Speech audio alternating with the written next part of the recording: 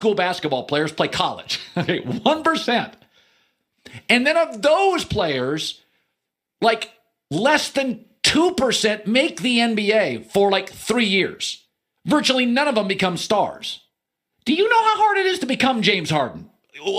It's like a DNA in a haystack. Like it never happens. 1 million kids play basketball, 1 million.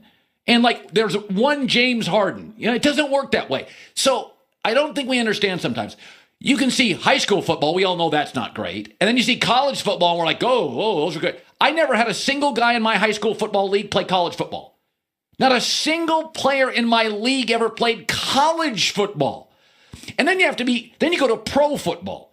And not only you go to pro football, but you become Dak Prescott. You're good enough to start for the Dallas Cowboys. Now think of how good you have to be. How much leadership, the size, the arm, the coachability, the strength, the athleticism, how good you got to be.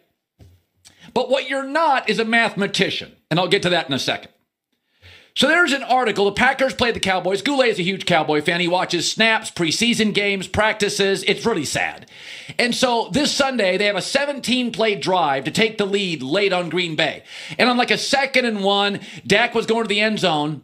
And a writer suggests that instead of just scoring against Green Bay late, a team that beat you last year in heartbreaking fashion, the writer suggests that Dak Prescott should have slid on his final touchdown run to burn even more time off the clock, therefore not allowing Aaron Rodgers time to come back. Right here, he should have just slid.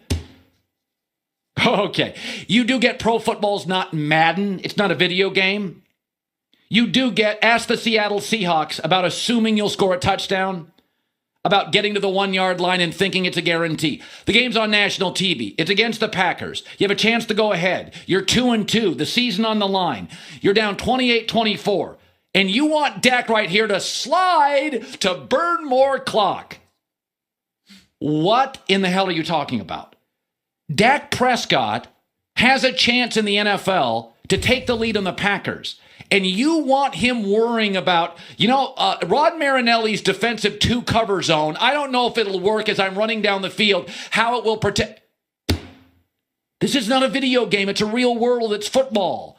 He's not a mathematician. He's not worried about the clock. He's worried about getting into the end zone. The Cowboys are one of the best teams in the league. When they get into the red zone, they score.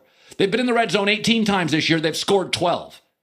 That is miles above the league average, which is closer to 8, meaning it's hard. When you get into the red zone, there's no guarantee you're going to score a touchdown. The LA Rams this weekend got into the red zone 5 times. They scored 3 points. And they have Todd Gurley and Sammy Watkins and Robert Woods and the league's 2nd best left tackle and John Sullivan at center and a brilliant coach. 5 red zones, scored 3 points.